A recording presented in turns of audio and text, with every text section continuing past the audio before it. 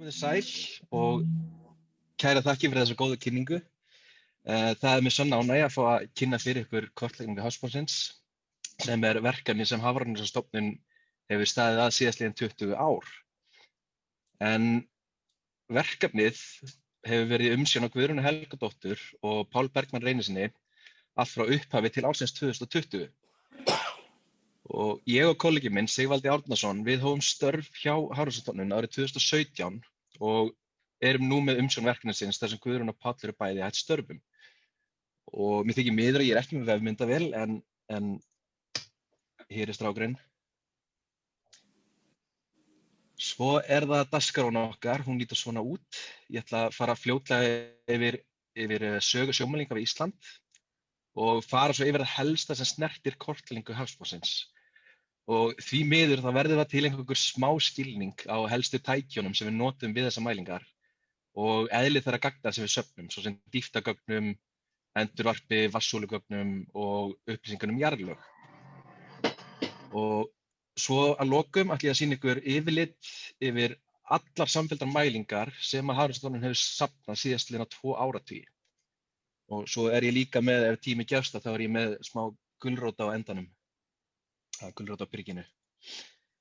En fyrsta eiginlega sjókortið, það var gefið út árið 1788 og það byggði einna helsta handlóðsmælingum Hans Erik Minor, sem var danskur skipstjóri hjá Íslandsversluninni sem var undir stjórn Danakonungs og átti eftir að vera á meðan inningurinn stóð yfir. Árin 1776 og 77 þá safnaði Hans Erik dýftamælingum í Faxaflóa og hann hugðist halda áfram að sumri ári seinna en hann fórst í slysi ásamt kortateiknara sínum við skipslið í Hafnarfirði árið 1778. En útgáfan, hún stóð af einu yfirlitskorti sem þið sjáið hér á myndinni ásamt 3 kortum í minni mælikvarða í Faxaflóa. Og ég mæli eindregið með að fara inn á islandskort.is og skoða þessi kort. Þau eru alveg gríðarlega falleg og skemmtilega teiknuð.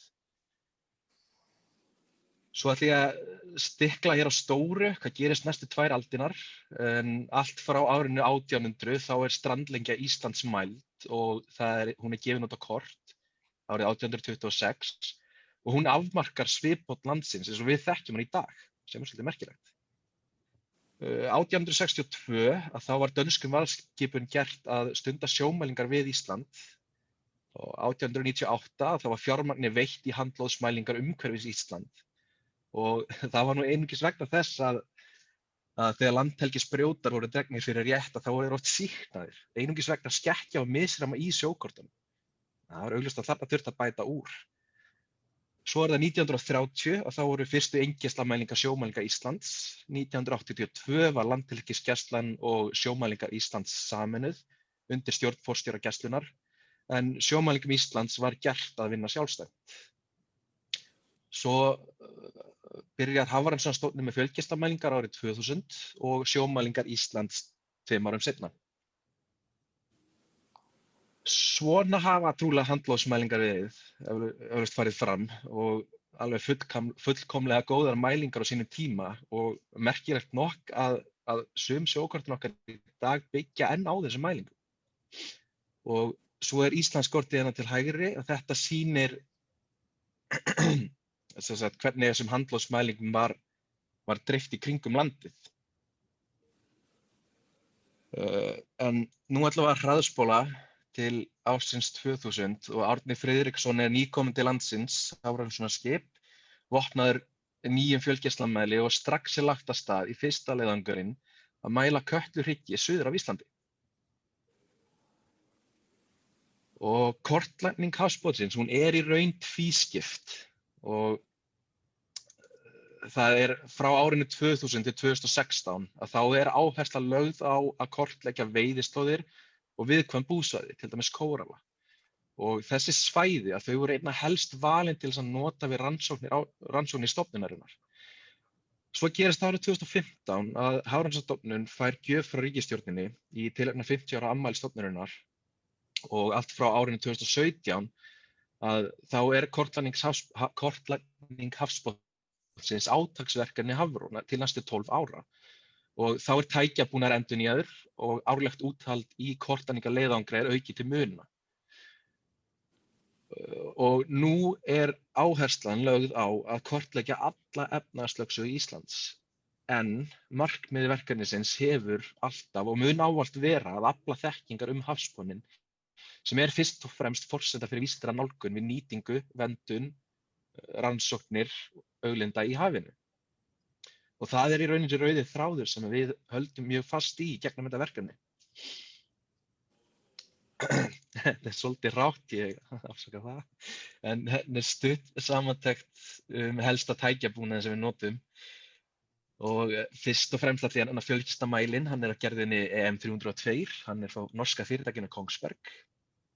Við erum með mjög næman staðsendinga og hreyfi skynjara. Við erum með tæki sem að kallast sonda, sem inniheldur hita, seltu og þrýstingsmæli, hljóðhraðanema sem mælir yfirborðshljóðhraða.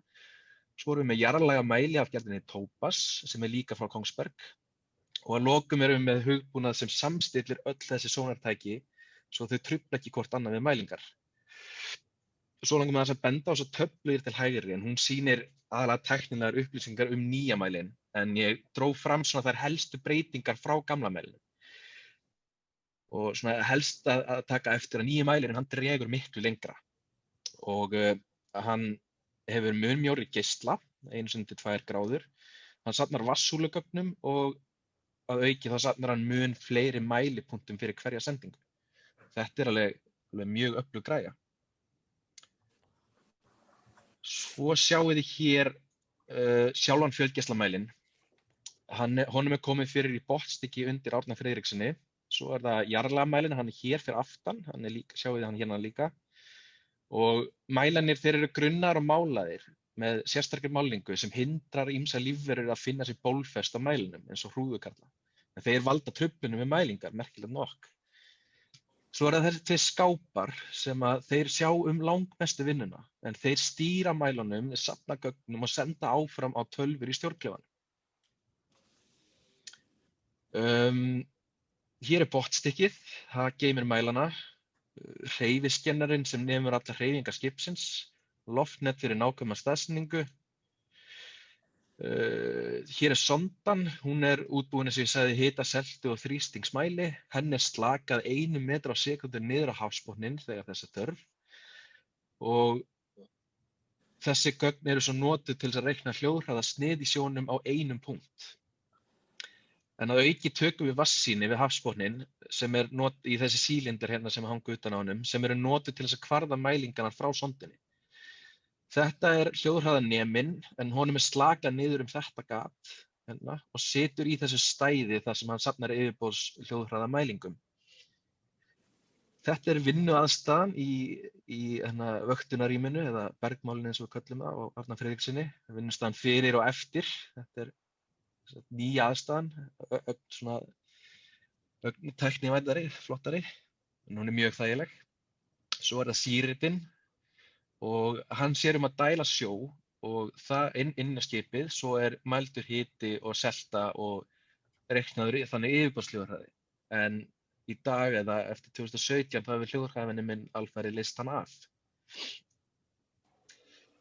Þá ætla ég að renna yfir dýptarmælingar, en dýptarmæling snýst fyrst og fremst það að reikna fartíma hljóðbylgju frá senditæki niður á hafsbotn og aftur tilbaka. Og til þess að þetta sé hægt og að nákvæm dýptarmæling er reiknuð, að þá þurfum við að vita eitt og annað eðliseiginleika hafsins. En fyrst er kannski gott að gera sér svolítið grein fyrir ferðalagi geislana. Og einfaldast er að ímynda sér eins konar píramída eða svuntu, líkt á þessa, þar sem geislanir dreifast beint niður og í okkar tilfelli frá okkar mæli alltaf 75 gráður út í hliðana. Og þegar ég tala út til hliðana þá mun ég tala jaðargeisla hérna aðeins einna. Farbreiddin er það hafsvæði á hafsbotninum sem geislarnir lenda á og endurkastast af. Og eins og við sjáum á myndunum 2 hérna lengst til vinstri, að þá er farbreiddin mjög háð dýpi. Það er að við fáum minni farbreidd á grunnu og öfugt. Og myndin til hægri hún er frá mæling. Það er einhver hérna. Þorgerður, viltu slökkva á hljóðnaðinu? Já, bíddu við. Já, hún sýnir sem sagt mælingar frá Jökulbanka 2016 og sýnir í raun hvernig þessi áhrif sem sagt, mismunandi farbreyt sögum landslags hefur á gagnasöfnun. Og það þarf eiginlega að sigla með landslaginu. Það getur mjög oft reynst mjög erfitt, sérstaklega þegar ófyrirséð landslag skyndilega birtist á hafsbotninum. Við sjáum þetta í svona sveigum hérna. Ég reyndi að draga út þessi sérstöku svæði og líka sjáum við hérna sérstaklega á dýpinu bilað milli mælilínu og hérna upp á grunninu. Við mælum samfelldar línur og reynum eftir bestu getu að skara eldri mælínuna allt 15%. Og það veldur því að það er meiri þéttleiki hérna mitt á milli meiri þéttleiki mælipunkta til jaðrana mitt á milli mælingalínuna. Það sem að mælingarnar eru ónákvæmastar.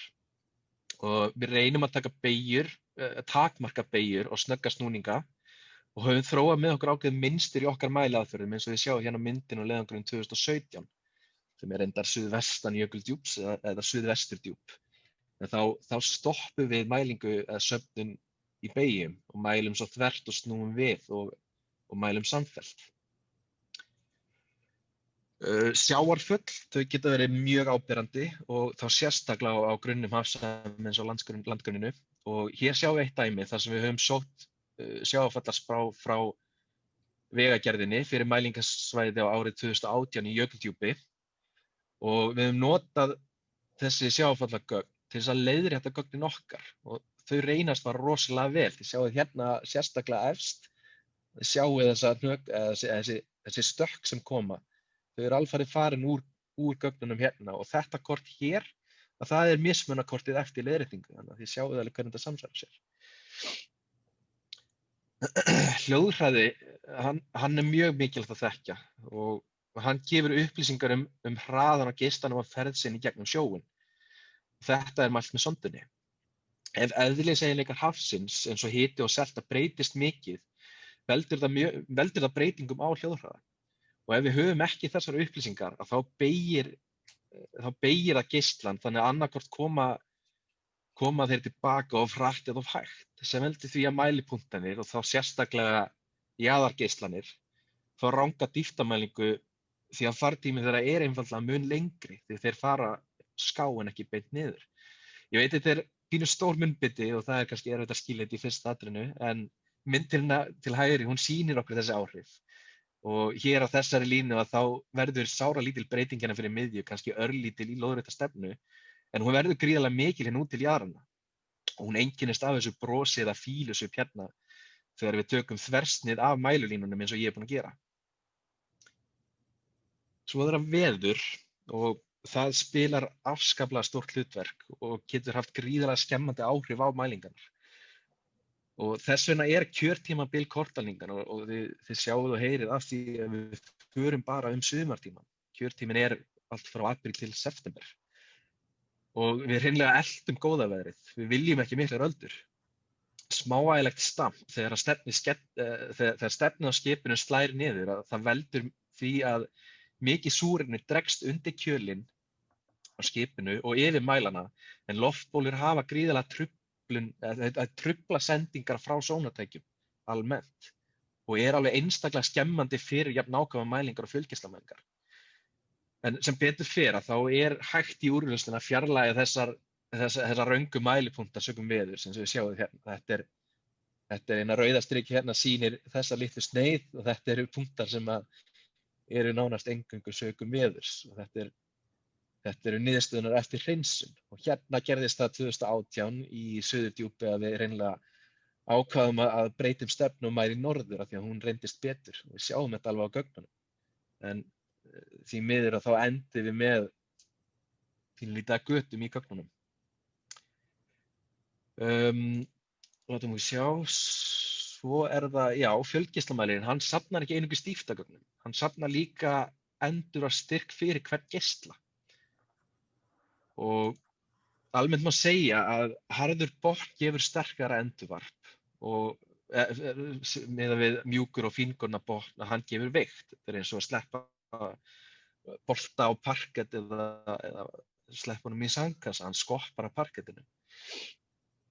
En þannig gefur endurrásstyrkur vissar upplýsingar botn hörku og með því að tengja þessar upplýsingar við sýnartök á botni þar sem við fáum upplýsingar til dæmis kornastærð og dreifingu þeirra, þá er þetta flokka botngerð með sæmilegri vissu út frá endurvarpinu. En það eru nokkrir þættir sem hafa áhrif á endurvarpið og þessir 4 efstu punktar sem ég tel upp hérna, tíðni, sendistyrkur, púlslengd, áfallsorð og næmni. Og þetta allt breytur sem eru innbyggðar í mælitækið og við höfum mjög litla stjórn á þessum breytum. En svo það veður og það hefur álíka skemmandi áhrif á endurvarpsstyrkinn og það gerir á dýftagögnin eins og við sjáum hérna, sést sem svartar rendur hérna þvert yfir mælilínunar. En í þessu tilfelli þá eru þær alltaf í aðra áttina. Og þetta hérna svæði á Selvogsbanka sunnan við Reykjanesið. Við mældum það síðastliðinn júní og suðuráttin var einmitt alltaf örlítið verri, en það var líka pínu veður úr suðri. Gleiftin, það hérna, hún stjórnast eða ræðst af seltun í sjónum og seltan vinnur á því að dempa sendistyrk geislana. Og seltuna mælum við með sondina á sama tíma og við tökum hljóðhraðasnið og seltuna þurfum við að vita til þess að fá rétt endurvarp gildi fyrir geislana. Svo þetta vatnssúlugögnin, það eru enn eitt afbrigði sem að mælirinn safnar og þessi gögn finnst mér alveg ótrúlega flott. En hann safnar dýpi og endurvarpsstyrk fyrir hluti sem verða í vegi fyrir geislanum í vatnssúlunni. Bara eiginlega svipað og svona hefðbundið fiskleitartæki gera. Þannig getum við fundið og staðfest sem alveg ótrúlegt uppstreymi á virkum jarðhitasvæðum, sem einmitt það sem við gerðum hér í leiðangri 2017 á Reykjaneshrygg. En þá sigldum við yfir þekkt jarðhitasvæði sem kallast Steinahóll og þar sjáum við þess að 3 tignarlegu strókar rísa upp á hafsbotninum. Þeir voru alltaf 150 metrar. Einnig mældum við þekkt jarðhitasvæði árið 2018 við Eldey og þar sáum við 2 mjög flottar stróka og þeir voru þannig í nálægð við strýtusvæði en ekki á strýtusvæðinu, sem var svolítið merkilegt. Svo það jarðlagamælirinn og þetta eru alveg gríðarlega flottar mælingar og það sem sagt eru keyrðar samhliða fjölgeislamælingunum og til þess notum við þennan hugbúnað sem ég nefndi inn í byrjun. En hann samstýtir tækin svo það valdi ekki truflun hjá hvort öðru en tækin þau vinna á sikkurri tíðni þannig að það veldur ekki jafn mikilli truflun. Ef við værum að vinna með tæki á sömu tíðina það myndi valda gífurlegri truflun af því að tæki myndi sjá merkið frá hvort öðru. En mælirinn, jarðlagamælirinn, hann hefur mun meiri drægni en fjölgeislamælirinn vegna þess einfaldlega að hann vinnur á þessari lágu tíðni og oft talað lágtíðni mæli. Hann gefinn út fyrir að mæla alltaf 200 metra fyrir neðan hafsbotninn og gefur okkur mjög góða sýn á afstöðu jarðlaga. En þessi tegund af endurkasti að hún ræðst einna helst af eðli setlaganna og ef við horfum inn á myndinar að þá það svörtu línunar hérna sem að tákna yfirleitt lagmót af einhverju tægi, þar sem þéttleiki jarðlaganna spilar alveg gríðarlega stórt hlutverk og mismunur í rauninni á jarðlögum eins og ég tel upp hérna, við förum úr setlagi sem kannski einhverju sandur niður á leir sem kannski þéttara, að þá kemur einhver svona lagmót þar á milli. Ég held, báðar þessar myndir eru frá leiðangrinum 2017 á landgrunninu mjög nálægt Vestmannaeyjum. Alveg gríðarlega flottar og skemmtilegt að skoða þær. Svo að lokum ætla ég að tala fara yfir þessar þróun kortlagninganna allt frá upphafi til dagsins í dag. En í lok ársins 2016 þá var búið að mæla rúmlega 92.000 ferkílómetra sem samsvarar 12,3% af efnahagslögsögunni. Svo var það árið 2017 að þá bætist við 22.000 ferkílómetrar sem stærsta samfellda svæði var hérna suðvestan Jökuldjúp sem ég sýndi ykkur, ekki mikið en þið sáu það áðan og dreifði sér svo, restina af mælingunum dreifði sér svo í landgrunnshlíðina hérna suður af Íslandi. 2018 var einfaldlega, það var besti árangur fjölgeislamælinga hingað til, eða 55.000 ferkílómetrar, þetta svo gífurleg svæði sem við erum að taka. En mestar mælingarnar voru hérna í Suðurdjúpi úti við efnahagslögsöguna. En vegna veðurs þá náðum við að mæla þó nokkuð svæði hérna í jökuldjúpi á landgrunninu. Árið 2019 var framhald af mælingunum í Suðurdjúpi, en þá var slegið nýtt met fyrir stærstu samfelldu mælinguna í einum leiðangri sem samsvaraði 46.000 ferkílómetrum. Já, nota bene að 2018 voru 2 leiðangrar. Svo í sumar að þá var bætt við 40.820 ferkílómetrum í 2 leiðangrum og svo fyrri var í júní þar sem við mældum stórt svæði hér í suðausturmiðum og kláruðum þannig eitt dýpsta hafsvæði sem í kringum Ísland.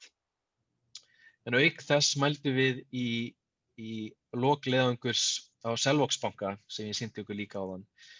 Það er hérna, pínlítið svæði. Svo var seinni leiðangurinn í ágúst og þá tókst að mæla stórt svæði í Vesturdjúpi og þar með standa mælingar Hafrannsóknastofnunar í 257.699 ferkílómetrum sem samsvarar 34,2% af allri efnahagslögsögunni sem Hafrannsóknastofnun er búin að mæla. En ég sé reyndar að ég er komin í hálftíma, mér var tjáð að ég hafði nú einungis hálftíma, en Halda aðeins áfram. ég er með 5 mínútna vídeó, náum við því? Já, við náum því. Ok, flott. Þetta er vídeó sem við settum saman við settum saman ég og Svanhildur Egilsdóttir, ljósmyndir á vegum Hafrannsóknastofnunar árið 2017 og þetta er af niðurstöðum mælinga af nokkrum vel völdum svæðum hérna í kringum Ísland. Svo hvernig get ég þarf að taka leysirinn af, augnablik, svona. Já, þá byrjar þetta hérna á yfirlitsmynd, svo fáum við hérna lítið kort neðst til hægri sem sýnir gula pílu og við fljúgum yfir svæðið. Þetta er Kolluáll, þannig við Snæfellsnes, þá sjáum við nokkra hryggi, þeir eru allir með norðaustur-suðvesturstefnu, svo er mikil lægð fyrir miðju sem teygir sig út á heldur flatt svæði og þetta svæði sem er svolítið merkilegt, það einkennist af gríðarlega mikið af holum. Þetta heitir pockmarks á ensku og þetta eru ummerki einhvers konar uppstreymi af gasi eða vökva.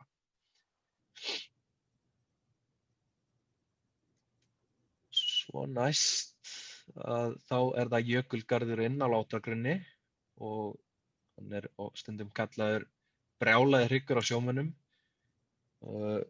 Ef ég man rétt þá er það út af því að það slitnar mikið af veiðarfærum. En það sem er svo ótrúlegt við þennan hrygg er að hann afmarkar ystu mörk jökuls. Og það er það sem hleðst upp. Þetta er alveg ótrúlega langt út fyrir landsteina. Það er alveg hreint magnað að sjá hversu gífurleg útbreiðslan á ísaldarjöklunum var. Þetta er held ég eitthvað 200 metra niður fyrir sjávarmál. Svo er hér Suðvesturdjúpið, Vesturdjúpið. Það var mælt árið 2009 og 2012. Og hérna komum við fljúgandi niður Grænlandssundið, sjáum við fjallið sem það heitir. Það er hann í fjarska, mikið af litlum sæfjöllum af víð og dreif. Svo er það þessi Keilulaga fjöll sem við sáum heilmikið af í mælingunum nú í ágúst og mælingar í ágúst halda áfram hérna aðeins til hægri út af myndinni. Og þau teygðu sig allt út í Vesturdjúpið. Það er alveg rosalega merkilegt að sjá þau. Svo sjáum við líka byrjun á nokkrum farvegum hérna hér og þar.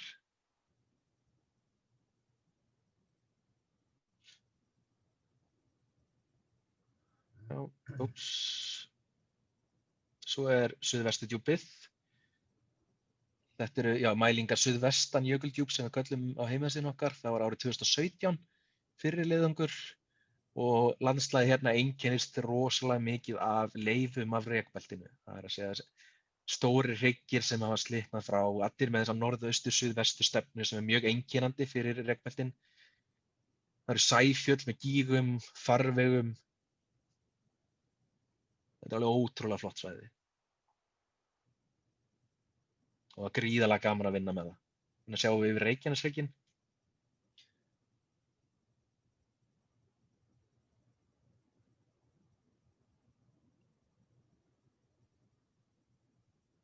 Og kemur eitt af mínum uppáhaldssvæðum, það er Reykjaneshryggurinn. Og sem við sjáum þá hafsbotninn mjög grófur. Það mjög mikið af hrauni, það stór sæfjöll, það áberandi berggangar og svo fyrir miðju sjáum við steinahólaþyrpinguna sem ég talaði áðan við vatnssölugögnin. Hér ég búinn að taka út þau gögn, það sjáum við uppstreymi sem mældum 2017, þessa 3 stróka. Þeir röðuðu þessi allir nokkurn veginn á eitthvað sprungu, eitthvað misgengi. Það var svolítið flott að sjá það.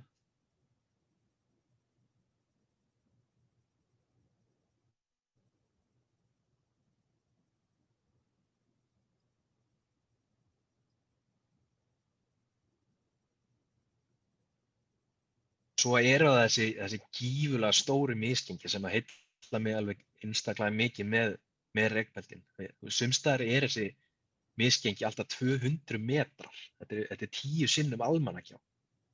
Það er alveg gríðarlega magnað. Svo það lokum, þá það mælingar hjá Lónsdjúpi árið 2004. Það er upp á landgrunninu, en líka í landgrunnshlíðinni sem var mælt 2017. Það er nýju gögnin. Þarna sjáum við hluta af gljúfrakerfinu sem við suðurbrún landgrunnsins. Byrjunin af farvegunum sem að sameinast svo aðeins sunnar í þennan Mári kanal. Svo á landgrunninu sjáum við þarna glitta í mælingar 2004 úr Lónsdjúpi. Það er skemmtilegt að horfa svona upp landgrunnshlíðina. Þetta gefur manni svolítið svona öðruvísi sýn á hafsbotninn.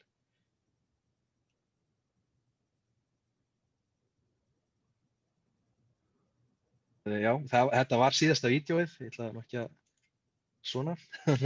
Hafsbotninn alveg ótrúlega merkilegur og gríðarlega fjölbreyttur, en með þessu þá mínum fyrirlestri lokið, þannig að ég þakka kærlega fyrir athyglin og áhugann og ég ætla að láta tölvupóstinn minn fylgja með þar sem að ég vil gjarnan og allar spurningar eða ábendingar sem að komast ekki að hérna varðandi erindi mitt að þau eru mjög velkomin. Takk fyrir. Já, þakka þér sömuleiðis fyrir, Davíð. Þetta var sko konfekt í mínu augu því að ég hef alltaf verið svolítið heillaður að sjá botninn hérna og hvað landgrunnsdýpið hérna kanturinn frá Vestmannaeyjum og austur hérna, hvað er það hátt, hérna kanturinn sjálfur niður í? Já, fallið niður hann ég myndi segja svona 1000 metrar. Já, ég man að þetta mjög vinsælt að leggja net þarna á kantinum sko og ef að þeir mistu sko, ef að þau mistu festingu þá hurfu þau bara niður í djúpið. Já, það er rétt. Gaman að sjá þetta. Eins væri líka til dæmis þið mynduðu Víkurálinn sem náttúrulega mjög skemmtilegt og vinsælt veiðisvæði togara hérna á ákveðnum ástíma. En vestar þar svokallað, þú nefndir á því að menn hefur verið að rífa trollin hérna. Vestur þar svokallað Hampiðutorg, þar sem að Grálúðan hélt sig. Svona 100 mílur vestur af Patró eins og kallað er. Hafið þið eitthvað skoðað það eða sést það til dæmis, það kannski ekki til eldri myndir náttúrulega, en það er þekkt að bobbingatrollin hafi mulið það svæði niður. Já. Ég held ég séum ekki kannski með mælingar af þessu, ég er ekki viss. Nei. En ég veit nú ekki á hvaða dýpi það er, en ég kannski taka það fram að þetta verkefni samstarfsverkefni. Það Gæslan sem kemur að þessu verkefni líka og þeir sjáum að mæla hafsbotninn á hafdýpi sem greinar 100 metrar. Þannig að Hafró að einbeita sér að djúpinu og landgrunninu dýpra en 100 metrar. Já. En það var líka ótrúlegt að til dæmis að sjá sko hérna framlenginguna á Ármannagjánni. Já. Alveg vestur. Þetta eru kölluð fjöllin, það ekki? Heldur karfin sig? Bíddu við, hvað þá? Þarna það sem þeir eru að veiða það sem þeir eru að veiða úthafskarfan sem kallaðar og kallaðar veiða á fjöllunum hérna út frá. Já, hérna við Reykjaneshryggjinn. Já. Jökuldjúpsmegin. Já, þessi misgengi alveg ótrúleg. Ég er alltaf jafn heillar þegar ég skoða þau og bara skoða þversnið af hryggnum er líka gríðarlega merkilegt. En það líka í kringum Eldey og víða stöðum sko að sjá hvernig hraunið hefur runnið. Já. það svolítið merkilegt að sjá sko útjaðra hrauns á hafsbotni. Já, Það þetta það var sem við vist sjáum. á togarunum að menn hafa verið að toga í kantinum sko og bara á hraunbrúninni sko og passa sig að festi ekki trollið í rauninu sko. Akkúrat, þetta einmitt harður botn, það mjög vinsæll staður fyrir veiðimenn að þarna sjá. Og sem svolítið merkilegt að þessi botngerðarkort sem að við getum búið til með endurársmælingunum, að þau gætu nýst í þessum tilgangi að varna sjómönnum frá því að vera að rífa veiðigræðina sínar. Þetta eitthvað sem við getum komið borð í skip. Já, ekki fleiri sem að vilja spyrja?